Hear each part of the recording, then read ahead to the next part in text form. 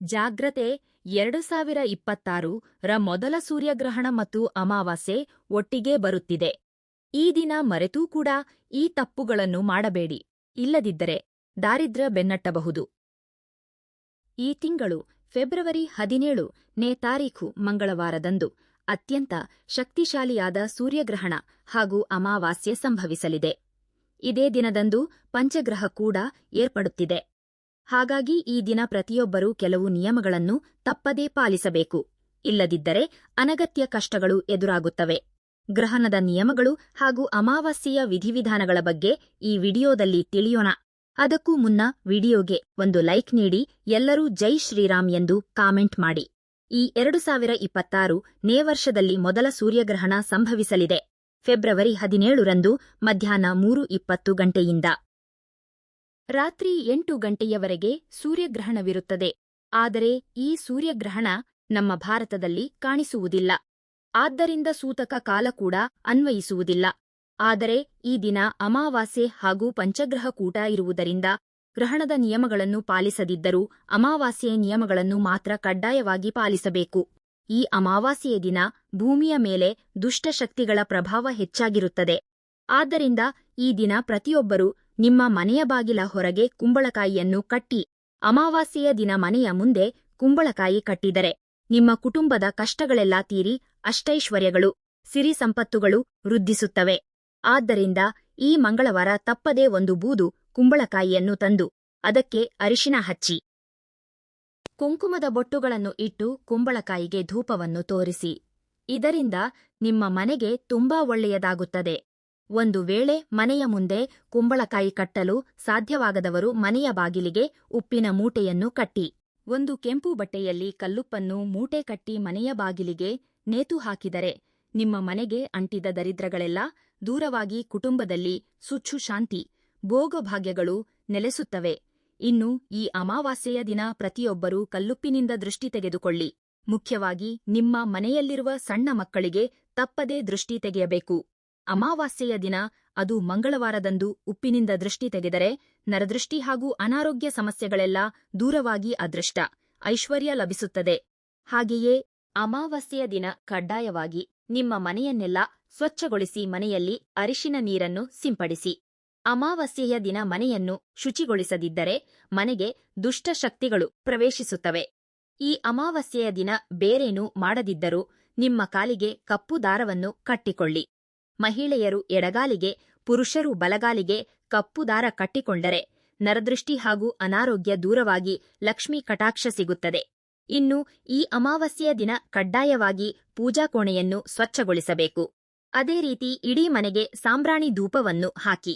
ಇದರಿಂದ ಮನೆಯಲ್ಲಿರುವ ನಕಾರಾತ್ಮಕ ಶಕ್ತಿಗಳು ದೂರವಾಗಿ ಲಕ್ಷ್ಮೀದೇವಿ ಮನೆಗೆ ಪ್ರವೇಶಿಸುತ್ತಾಳೆ. ಪ್ರತಿ ಅಮಾವಾಸ್ಯೆಯ ದಿನ ನಮ್ಮ ಹಿರಿಯರು ಕಾಗೆಯ ರೂಪದಲ್ಲಿ ನಮ್ಮ ಮನೆಗೆ ಬರುತ್ತಾರಂತೆ. ಆದ್ದರಿಂದ ಈ ಅಮಾವಾಸ್ಯೆಯ ದಿನ ಕಾಗೆಗೆ ಆಹಾರವನ್ನು ಇಡಿ. ಇದರಿಂದ ನಿಮ್ಮ ಪಿತೃದೇವತೆಗಳು ಸಂತೋಷಗೊಂಡು ವಂಶಾಭಿವೃದ್ಧಿಯಾಗುತ್ತದೆ. ಅಮಾವಾಸ್ಯೆ ಅಂದರೆ ಲಕ್ಷ್ಮೀದೇವಿಗೆ ಅತ್ಯಂತ ಪ್ರಿಯವಾದ ದಿನ. ಹಾಗಾಗಿ ಯಾರು ಬಡತನದಿಂದ ಕಷ್ಟಪಡುತ್ತಿದ್ದಾರೋ ಅಂತಹವರು ಈ ಅಮಾವಾಸ್ಯೆಯ ದಿನ ಲಕ್ಷ್ಮೀದೇವಿಯ ಫೋಟೋ ಮುಂದೆ 2 ತುಪ್ಪದ ದೀಪಗಳನ್ನು ಹಚ್ಚಿ ನಮಸ್ಕರಿಸಿ. ಇದರಿಂದ ಇಡೀ ಕುಟುಂಬಕ್ಕೆ ಅಖಂಡ ರಾಜಯೋಗ ಸಿದ್ಧಿಸುತ್ತದೆ. ಹಾಗೆಯೇ ಈ ದಿನ ಪ್ರತಿಯೊಬ್ಬರೂ ತಪ್ಪದೇ ತಲೆಗೆ ಸ್ನಾನ ಮಾಡಬೇಕು. ಈ ಅಮಾವಾಸ್ಯೆಯ ದಿನ ನೀರಿನಲ್ಲಿ ಕಪ್ಪು ಎಳ್ಳನ್ನು ಬೆರೆಸಿ ಸ್ನಾನ ಮಾಡಿದರೆ 7 ಶನಿಯ ದೋಷಗಳೆಲ್ಲ ನಿವಾರಣೆಯಾಗುತ್ತವೆ. ಹಾಗೆಯೇ ನೀರಿನಲ್ಲಿ ಕಲ್ಲುಪ್ಪು ಹಾಕಿ ಸ್ನಾನ ಮಾಡಿದರೆ ನರಪೀಡೆ ಕೂಡಲೇ ದೂರವಾಗುತ್ತದೆ. ಅಷ್ಟೇ ಅಲ್ಲದೆ ನೀರಿನಲ್ಲಿ 2 ಏಲಕ್ಕಿಗಳನ್ನು ಹಾಕಿ ಸ್ನಾನ ಮಾಡಿದರೆ ಆರ್ಥಿಕ ಸಮಸ್ಯೆಗಳೆಲ್ಲ ದೂರವಾಗಿ ಐಶ್ವರ್ಯ ಲಭಿಸುತ್ತದೆ. ಅದೇ ರೀತಿ ನೀರಿನಲ್ಲಿ ಪಚ್ಚ ಕರ್ಪೂರವನ್ನು ಬೆರೆಸಿ ಸ್ನಾನ ಮಾಡಿದರೆ ಅಪಾರವಾದ ಲಕ್ಷ್ಮೀ ಕಟಾಕ್ಷ ಉಂಟಾಗುತ್ತದೆ. ಹಾಗೆಯೇ ಈ ಅಮಾವಾಸ್ಯೆಯ ದಿನ ಕಡ್ಡಾಯವಾಗಿ ನಿಮ್ಮ ಬೀರುವನ್ನು ಒದ್ದೆ ಬಟ್ಟೆಯಿಂದ ಸ್ವಚ್ಛಗೊಳಿಸಿ. ಅದರ ಮೇಲೆ ಗಂಧ ಹಚ್ಚಿ ಕುಂಕುಮದ ಬೊಟ್ಟು ಇಡಿ. ಅಮಾವಾಸ್ಯೆಯ ದಿನ ಹೀಗೆ ಮಾಡಿದರೆ ಸಾಲದ ಬಾಧೆ, ಹಣದ ಸಮಸ್ಯೆಗಳೆಲ್ಲ ದೂರವಾಗಿ ಆರ್ಥಿಕವಾಗಿ ಅಭಿವೃದ್ಧಿ ಕಾಣುತ್ತೀರಿ. ವೀಳ್ಯದೆಲೆಗಳು ಧನಲಕ್ಷ್ಮಿಯನ್ನು ಆಕರ್ಷಿಸುತ್ತವೆ. ಹಾಗಾಗಿ ಈ ಅಮಾವಾಸ್ಯೆಯ ದಿನ ನಿಮ್ಮ ಪರ್ಸ್ನಲ್ಲಿ 2 ವೀಳ್ಯದೆಲೆಗಳನ್ನು ಇಟ್ಟುಕೊಳ್ಳಿ. ಇದರಿಂದ ಅನಗತ್ಯ ಖರ್ಚುಗಳು ಕಡಿಮೆಯಾಗಿ ಸಂಪತ್ತು ಹೆಚ್ಚುತ್ತದೆ. ಹಾಗೆಯೇ ಈ ಅಮಾವಾಸ್ಯೆಯಂದು ಅಮ್ಮನವರನ್ನು ಪೂಜಿಸುವುದು ತುಂಬಾ ಒಳ್ಳೆಯದು. ಆದ್ದರಿಂದ ನಿಮ್ಮ ಹತ್ತಿರವಿರುವ ಅಮ್ಮನವರ ದೇವಸ್ಥಾನಕ್ಕೆ ಹೋಗಿ ದೇವಿಗೆ ಮೊಸರನ್ನ ನೈವೇದ್ಯ ಮಾಡಿ ನಮಸ್ಕರಿಸಿ. ನಿಮ್ಮ ಕಷ್ಟಗಳೆಲ್ಲ ಕೂಡಲೇ ತೀರುತ್ತವೆ. ಹಾಗೆಯೇ ನಿಮ್ಮ ಬೀರುವಿನಲ್ಲಿ ಹಣ ಇಡುವ ಜಾಗದಲ್ಲಿ ಪಚ್ಚ ಕರ್ಪೂರವನ್ನು ಇಡಿ. ಬೀರುವಿನಲ್ಲಿ ಕರ್ಪೂರವಿದ್ದರೆ ಧನಾಕರ್ಷಣೆ ಹೆಚ್ಚಾಗಿ ಮನೆಯ ಸಂಪತ್ತು ವೃದ್ಧಿಯಾಗುತ್ತದೆ. ಇನ್ನು ಈ ದಿನ ಯಾರಿಗೂ ಹಣವನ್ನು ಸಾಲವಾಗಿ ಕೊಡಬೇಡಿ. ಅಮಾವಾಸ್ಯೆಯ ದಿನ ಸಾಲ ಕೊಟ್ಟರೆ ಮನೆಯ ಸಂಪತ್ತು ಕ್ಷೀಣಿಸುತ್ತದೆ. ಈ ದಿನ ಮರೆತು ಕೂಡ ಮಾಂಸಾಹಾರ ಸೇವಿಸಬಾರದು ಮತ್ತು ದಂಪತಿಗಳು ಬ್ರಹ್ಮಚರ್ಯ ಪಾಲಿಸಬೇಕು. ಅಲ್ಲದೆ ಈ ಅಮಾವಾಸ್ಯೆಯಂದು ತುಳಸಿ ಎಲೆಗಳನ್ನು ಕೀಳಬಾರದು. ಮುಖ್ಯವಾಗಿ ಅಮಾವಾಸ್ಯೆಯಂದು ಅಕ್ಕಿ, ಗೋಧಿ ಮತ್ತು ಬೇಳೆಕಾಳುಗಳನ್ನು ಖರೀದಿಸಬಾರದು. ಈ ಅಮಾವಾಸ್ಯೆಯ ದಿನ ಬ್ರಾಹ್ಮಣರಿಗೆ ಸ್ವಯಂಪಾಕ ದಾನ ಮಾಡುವುದು ಬಹಳ ಶ್ರೇಷ್ಠ. ಪ್ರತಿ ಅಮಾವಾಸ್ಯೆ ದಾನ ಮಾಡಿದರೆ ನಿಮ್ಮ ಮಕ್ಕಳ ಭವಿಷ್ಯ ಚೆನ್ನಾಗಿರುತ್ತದೆ ಮತ್ತು ಪತಿಯ ಆದಾಯ ಹೆಚ್ಚುತ್ತದೆ. ಒಂದು ಎಲೆಯಲ್ಲಿ ಅಕ್ಕಿ, ತೊಗರಿಬೇಳೆ, ಬೆಲ್ಲ ಹಾಗೂ ಸ್ವಲ್ಪ ದಕ್ಷಿಣೆಯನ್ನು ಇಟ್ಟು ಬ್ರಾಹ್ಮಣರಿಗೆ ನೀಡಿ ಆಶೀರ್ವಾದ ಪಡೆಯಿರಿ. ಇದರಿಂದ ಅನೇಕ ಶುಭ ಫಲಗಳು ದೊರೆಯುತ್ತವೆ. ಇನ್ನು ನಿಮ್ಮ ಮನಸ್ಸಿನಲ್ಲಿ ಯಾವುದೇ ಕೋರಿಕೆ ಇದ್ದರೆ ಅದು ತಕ್ಷಣ ನೆರವೇರಲು ಈ ಅಮಾವಾಸ್ಯೆಯ ದಿನ ತಪ್ಪದೇ ಗೋಮಾತೆಗೆ ಆಹಾರ ನೀಡಿ ನಮಸ್ಕರಿಸಿ. ಗೋಮಾತೆಗೆ ಬಾಳೆಹಣ್ಣು ಅಥವಾ ಸೊಪ್ಪುಗಳನ್ನು ನೀಡಿದರೆ ನಿಮ್ಮ ಕೋರಿಕೆ 1 ತಿಂಗಳ ಒಳಗಾಗಿಯೇ ಖಂಡಿತವಾಗಿ ನೆರವೇರುತ್ತದೆ. ಆದರೆ ಈ ಅಮಾವಾಸ್ಯೆಯ ದಿನ ಮರೆತು ಹೊಸ ಬಟ್ಟೆಗಳನ್ನು ಧರಿಸಬಾರದು ಹಾಗೂ ಯಾವುದೇ ಶುಭ ಕಾರ್ಯಗಳನ್ನು ಆರಂಭಿಸಬಾರದು. ಅಮಾವಾಸ್ಯೆಯ ದಿನ ಕೂದಲು ಅಥವಾ ಉಗುರು ಕತ್ತರಿಸುವುದು ನಿಷೇಧ. ಇನ್ನು ಯಾರು ಶ್ರೀಮಂತರಾಗಬೇಕೆಂದು ಬಯಸುತ್ತಾರೋ ಅಂತಹವರು ಈ ಅಮಾವಾಸ್ಯೆಯ ದಿನ ನಿಮ್ಮ ಬೀರುವಿನಲ್ಲಿ 1 ಕೆಂಪು ಬಣ್ಣದ ಬಟ್ಟೆಯನ್ನು ಇಡಿ. ಹೀಗೆ ಮಾಡಿದರೆ ನಿಮ್ಮ ಮನೆಯಲ್ಲಿ ಧನಪ್ರವಾಹ ಉಂಟಾಗುತ್ತದೆ. ಎಲ್ಲಕ್ಕಿಂತ ಮುಖ್ಯವಾಗಿ ಈ ಅಮಾವಾಸ್ಯೆಯಂದು ಸಾಯಂಕಾಲ 6 ಗಂಟೆಯ ನಂತರ ಮನೆಯ ಬಾಗಿಲ ಹೊರಗೆ ಎಳ್ಳೆಣ್ಣೆಯಿಂದ 2 ದೀಪಗಳನ್ನು ಹಚ್ಚಿ ಆ ಎಣ್ಣೆಯಲ್ಲಿ 2 ಏಲಕ್ಕಿಗಳನ್ನು ಹಾಕಿ.